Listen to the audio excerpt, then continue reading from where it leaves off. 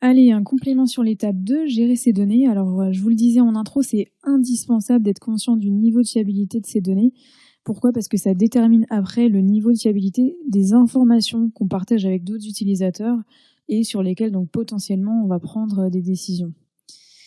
Alors maintenant qu'on sait comment créer des calculs et des mesures, chose promise, chose due, on va mettre en pratique ces contrôles qualité.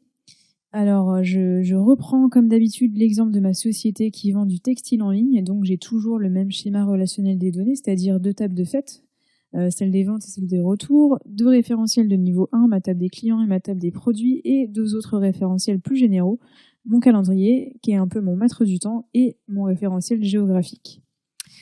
Donc, premier boulot devant mon modèle, c'est d'abord d'identifier les champs clés, c'est-à-dire les champs sur lesquels mes mesures et mes calculs s'appliquent, et donc les champs sur lesquels je vais en priorité appliquer mes contrôles qualité. Alors, on va se placer par exemple dans le cas où on veut étudier le panier moyen par type de client. Et donc mes champs clés, ça va être mes champs de ma table client en priorité avec les attributs du client et aussi quelques champs de la table vente. Alors, rappelez-vous, j'ai 5 vérifications à faire de manière générale. Donc on va prendre quelques exemples pour chacune de ces 5 vérifications. La première vérification, c'est la complétude en termes de volume. Est-ce que toutes les données sont présentes? Est-ce que ici, je dispose bien de l'âge de chacun de mes clients? C'est l'exemple que je prends. Donc pour vérifier ça, on va calculer le taux d'âge manquant, c'est-à-dire parmi toutes les lignes de ma table client, combien sont vides. Donc, je vais dans ma table client, j'ai ici une colonne avec l'année de naissance de mes clients, et ça c'est une donnée facultative qui est renseignée ou pas lors de l'inscription sur le site par les clients. Donc, on va calculer le taux de manquant.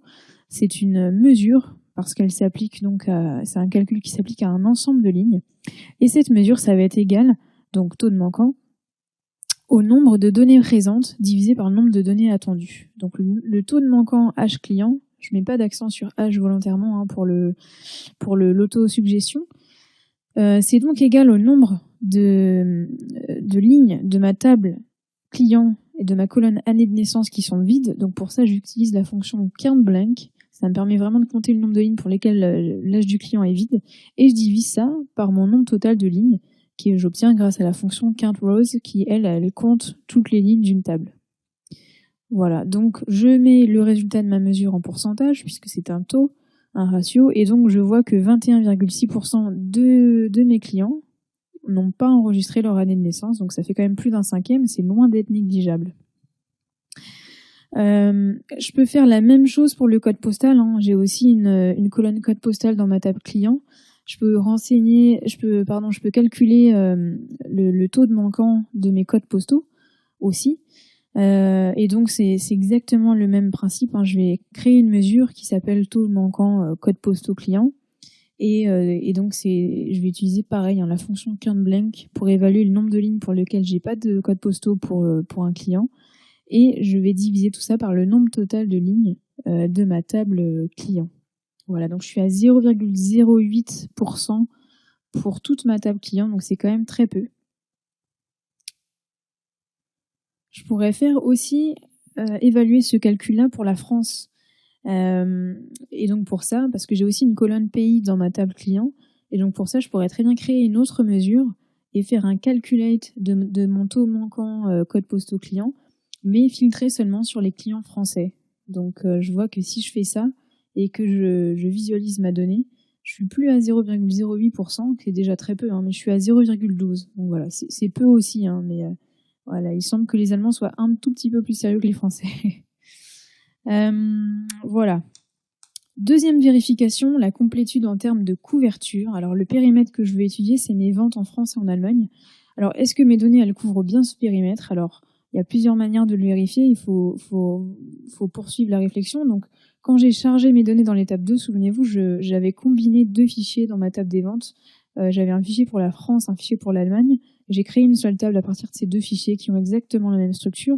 Donc voilà, je pourrais m'arrêter là, hein, mais je vais quand même compter le nombre de ventes en France et en Allemagne, juste pour voir si c'est cohérent avec mes volumes attendus. Donc dans Power BI, en quelques clics, je vais créer un tableau, je vais vérifier le nombre de ventes pour chacune de mes sources. Donc je reprends le source.name que j'ai utilisé en combinant mes 2 fichiers, et j'avais gardé cette colonne-là volontairement. et je vais compter le nombre de ventes. Donc voilà, ça me semble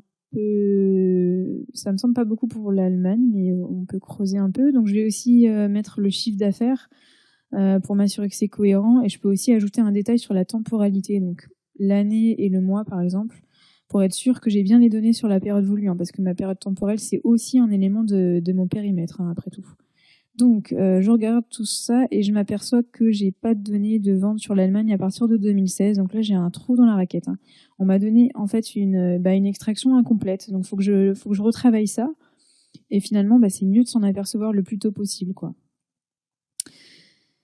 Une troisième vérification, c'est la fiabilité. Et oui, c'est pas parce que nos données sont présentes que nos données sont fiables. Donc, on va prendre l'exemple des codes postaux des clients. On sait qu'il nous en manque seulement 0,12% pour les Français, donc quasiment aucun. Donc, nos données sont assez complètes, hein, sont même très complètes, on va dire. Donc, on va vérifier si elles sont fiables. Alors, on va d'abord évaluer la fiabilité de chaque code postal. Alors, comment on va faire ça ? En fait, on va s'appuyer sur notre modèle relationnel des données. Donc, on a un référentiel géographique qui est fourni par l'INSEE, qui contient tous les codes postaux français et d'autres attributs liés à ces codes postaux. Donc, si le code postal de notre client match avec ce référentiel, il est conforme. Sinon, il n'est pas conforme.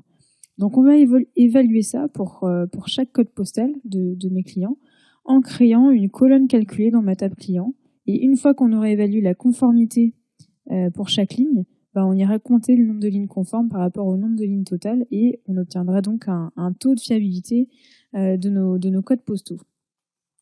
Alors c'est parti, on va aller dans notre table client et on va ajouter une colonne calculée. Alors cette colonne, elle mesure la conformité de chaque code postal. OK, donc on va l'appeler code postal OK pour l'interrogation. Donc on va renvoyer OK si c'est le cas et NOK si c'est pas le cas. Donc, on va découper step by step. Déjà, il faut que j'écrive la formule qui me sert à croiser mon code postal client avec le code postal de ma table géographie. Alors, l'équivalent du recherche V dans Power BI, c'est lookup value. Donc, on va faire un lookup value. Alors, le résultat renvoyé, ce sera le code postal de ma table géographie, qui s'appelle zip. Et on s'appuiera aussi sur cette même colonne là pour chercher les résultats. Et côté table client, c'est le code postal qu'on cherche à faire matcher. Voilà. Donc je peux m'arrêter là, je fais entrer pour vérifier que ma formule est correcte. Ici, donc on voit que je renvoie bien un zip pour chaque code postal, donc et blank quand il n'y a pas de matching, donc c'est bon. Donc je continue ma formule. Et donc si le résultat de mon lookup value est blank, donc si je n'arrive pas à matcher mes deux codes postaux, je vais afficher NOK.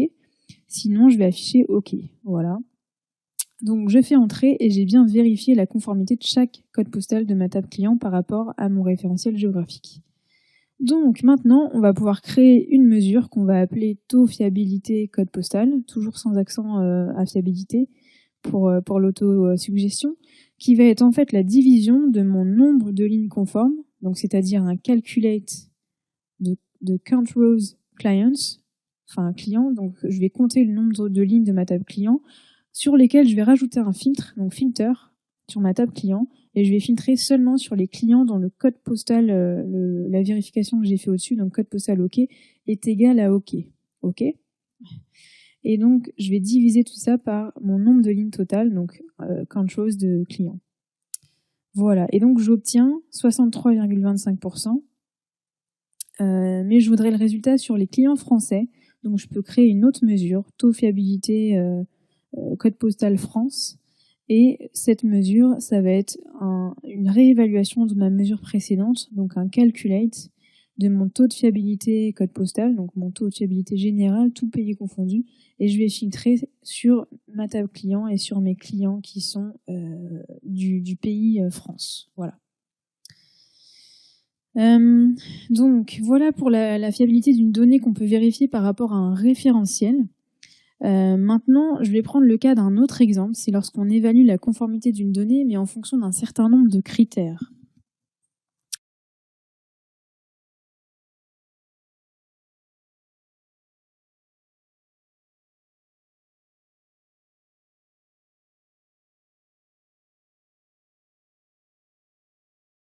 Donc, par exemple, les numéros de téléphone. Alors, les numéros de téléphone, j'ai défini 3 règles qu'un téléphone que je juge fiable doit respecter. Il doit posséder 10 caractères, il doit n'être composé que de chiffres et il ne doit pas soit avoir que des zéros, soit être 0, 1, 2, 3, 4, 5, 6, 7, 8, 9, soit 0, 1, 0, 2, 0, 3, 0, 4, 0, 5. Voilà, c'est mes 3 règles. J'aurais pu en mettre plus, mais je me suis arrêtée là. Et pour évaluer la fiabilité de chacun de mes numéros, je vais créer une colonne calculée dans ma table client et je vais évaluer le respect de chacun de ces 3 critères sur cette mesure. Si mon numéro de téléphone respecte les 3 critères, je vais renvoyer OK, sinon je vais renvoyer NOK ou alors un message d'erreur plus explicite. Alors, comment on fait? Quel est l'algorithme que va suivre cette colonne calculée? En fait, je vais vérifier donc successivement la conformité de ma donnée par rapport aux 3 critères. Donc d'abord, je vérifie le critère numéro 1. S'il n'est pas vérifié, j'affiche une erreur. Sinon, je vérifie le critère suivant. Si tous les critères sont vérifiés, j'affiche OK, etc., etc. Donc, ce que ça donne en DAX, c'est ça. Donc, on retrouve des if imbriqués. Donc, if ma condition est respectée, j'affiche NOK. Sinon, j'affiche OK, etc., etc., 3 fois. Et à la toute fin, je tombe sur la condition où j'ai vérifié mes 3 critères et donc j'affiche OK. D'ailleurs, on pourrait être un peu plus précis et mettre des messages plus spécifiques au lieu de NOK. Ça permettrait par exemple de mieux classifier les cas d'inconformité après. Donc on va faire ça dans Power BI. Je reprends ma dernière formule. Je vais ajouter une colonne calculée dans ma table client. Je vais y coller ma formule et voilà, là j'évalue la conformité du numéro de téléphone de chaque client. Et maintenant, je peux créer du coup une mesure qui calcule mon taux de fiabilité. Donc vous connaissez maintenant le process.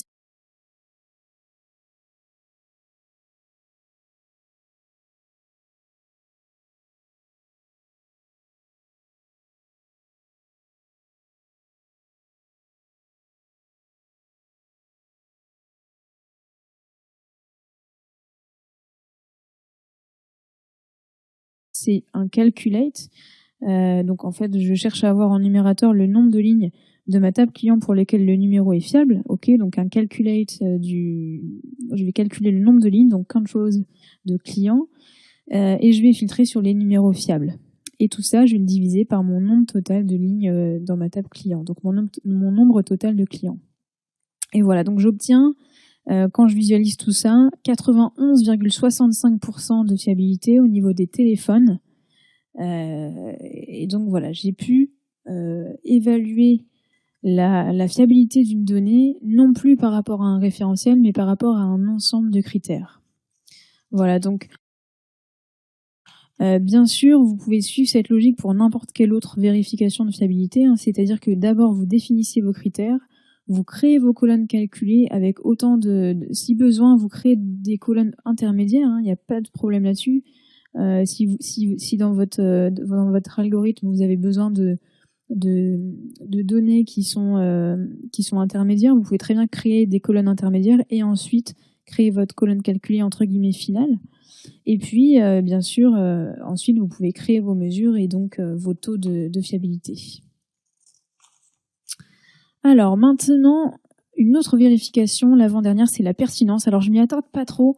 Ça consiste à s'assurer qu'il y a une corrélation entre mes champs clés et le phénomène étudié. Alors si j'étudie le panier moyen client, évidemment toutes les données que j'ai évaluées, donc le code postal et l'âge, sont assez pertinentes parce que je vais pouvoir je vais pouvoir étudier mon panier moyen en fonction de l'âge des clients et de leur répartition géographique. Maintenant, le téléphone, c'est pas du tout corrélé évidemment au panier moyen, mais bon, c'était juste un exemple. Et peut-être que je me sers ensuite de cette donnée pour faire de la prospection ou autre chose, donc que j'ai quand même besoin d'en évaluer la fiabilité. Une dernière vérification, donc on va vérifier la qualité des relations. Alors ça, c'est une vérification importante parce que la qualité de notre modèle relationnel, elle dépend de la qualité de ces relations. Et souvent, en fait, vérifier la qualité des relations, c'est aussi vérifier l'exhaustivité de nos référentiels. Alors, je vais prendre l'exemple des produits. Est-ce que ma table produit contient tous les produits vendus? C'est-à-dire, est-ce que j'ai accès aux attributs de chaque produit vendu? Donc, pour le savoir, je vais vérifier la qualité de la relation entre mon produit ID au niveau de ma table des ventes et ma table produit. Donc, pour ça, je vais créer d'abord une colonne calculée qui sera le résultat du croisement avec ma table produit. Ok, donc cette colonne calculée, elle est bien sûr dans la table des ventes. Je peux l'appeler par exemple produit ID match dans la base. Voilà. Donc maintenant, vous avez l'habitude, on va utiliser un lookup value. Alors mon résultat sera le produit ID de ma table des produits. On fait la recherche à partir de la même colonne, mon produit ID de la table des produits. Et à partir et donc côté table des ventes, c'est aussi mon produit ID. Voilà. Donc je croise bien ces deux éléments. Maintenant, je vais rajouter une petite condition. Donc si mon croisement est blank, c'est-à-dire que le produit ID de ma table des ventes ne correspond à aucun produit ID dans ma table des produits, je renvoie non. Sinon, je renvoie oui. Voilà. Et donc ensuite, j'ai plus qu'à calculer dans une nouvelle mesure ce qu'on peut appeler mon taux vente produit dans base. Et donc, c'est égal au nombre de lignes de vente pour lesquelles le produit est connu. Donc, pour lesquelles j'ai mon calculate, mon controls de mes lignes de vente, pour lesquelles j'ai mon produit qui est dans la base, divisé par le nombre de lignes de vente totales. Voilà.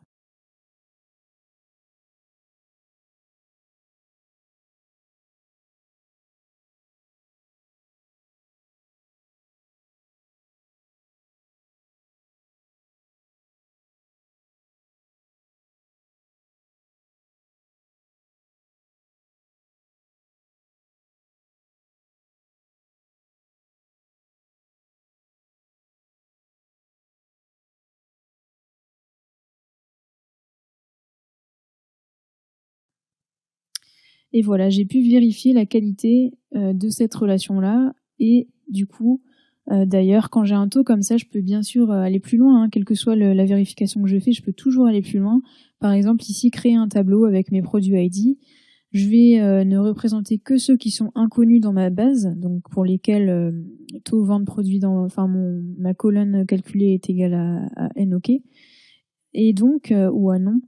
En l'occurrence ici j'ai qu'un produit ID, donc je vais pouvoir l'ajouter à mon fichier source et aussi de ce fait-là augmenter la qualité de mes données et fiabiliser mes informations. Voilà, et enfin dernier point, n'oubliez pas de formaliser vos contrôles. C'est important, ça vous permet d'avoir une vue d'ensemble. Et puis ensuite mettez en place des actions correctives sur vos données.